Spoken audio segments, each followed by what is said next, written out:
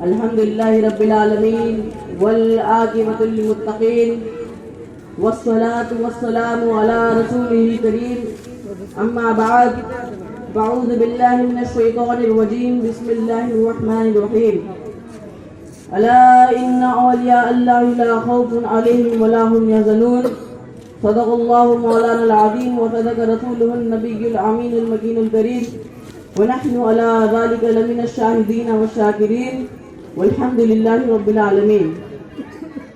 Stage پر رونق افروز مشائخین کرام و علماء کرام اور سامعین کرام، السلام علیکم ورحمۃ اللہ وبرکاتہ۔ وعلیکم السلام۔ آئیے کچھ عرض کرنے سے قبل ہمارے اور آپ کے آقا حضور نبی اکرم نور مجسم سید عالم صلی اللہ علیہ وسلم کی بارگاہ بیکس پناہ میں درود و سلام کا خزانہ پیش کرے، بلند آواز سے پڑھے اللہم صلی علی سیدنا شفیعنا مولانا محمد بارک وسلم صلو علیہ الصلوۃ والسلام علیک یا رسول اللہ صلی اللہ تعالی علیہ وسلم۔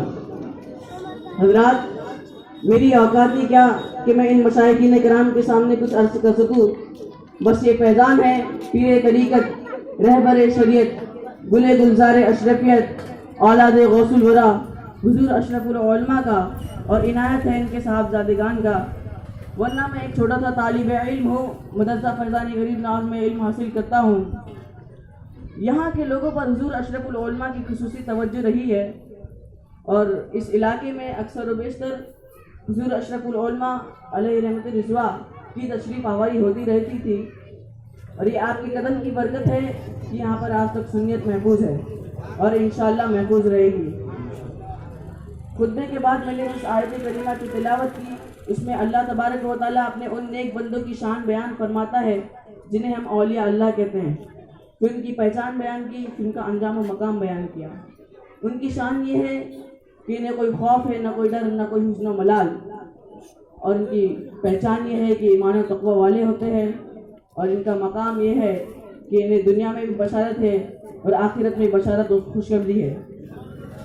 حضرات، ولی یہ ایک قرآنی اصطلاح ہے۔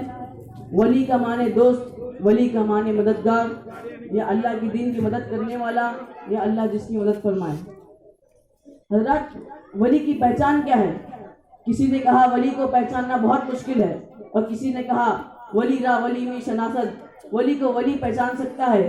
تو آؤ چلو رب کی بارگاہ میں چلے۔ اے اللہ تو نے ہر چیز کی پہچان رکھی ہے جس سے وہ شے پہچانی جاتی ہے۔ دن کا نکلتا ہوا سورج کہتا ہے دن میرا نام ہے، نسیم سحری کا نشیلا پیران جب لہراتا ہے تو کہتا ہے نسیم سحری میرا نام ہے، پھولوں کا مہکنا کہتا ہے پھول میرا نام ہے، کانٹوں کا چبھنا کہتا ہے کانٹا میرا نام ہے، پتوں کا کھڑکنا کہتا ہے پتا میرا نام ہے، ذروں کا چمکنا کہتا ہے ذرہ میرا نام ہے، شولوں کا لپکنا کہتا ہے شولہ میرا نام ہے، شبنم کا ٹپکنا کہتا ہے شبنم میرا نام ہے، بچوں کا ہمکنا کہتا ہے بچہ میرا نام ہے۔ اے اللہ، تو نے اپنے نیک بندوں کی شان پہچان کے لیے کیا پہچان رکھی ہے جسے ہم اولیاء اللہ کہتے ہیں؟ تو رب کی بارگاہ میں جواب ملے گا، ان کی عبادت کہے گی یہی ولی ہے، ان کی ریاضت کہے گی ولی ہے، ان کا تقویٰ کہے گا یہی ولی ہے، ان کی جلوت کہے گی یہی ولی ہے، ان کی خلوت کہے گی یہی ولی ہے، ان کا ایمان و تقویٰ کہے گا یہی ولی ہے، ان کی شبہ کہے گی یہی ولی ہے، ان کی شان کہے گی یہی ولی ہے۔ گویا ان کی زندگی کا ہر قدم شریعت کے مطابق اٹھے گا، سمجھ لو یہی اللہ کا ولی ہے۔ سبحان اللہ۔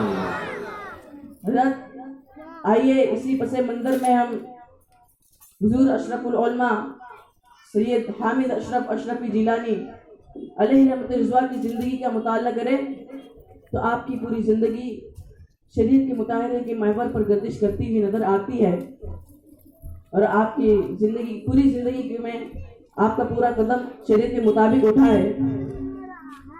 آپ کی زبان میں بڑی حلاوت تھی اور لباس میں بڑی سادگی، پابندی شریعت کا یہ حال تھا کہ سخت علالت کے زمانے میں بھی آپ سے کوئی نماز قضا ہونے نہیں پاتی، اور آپ اپنی زندگی کی آخری سانس تک درس حدیث دیتے رہے۔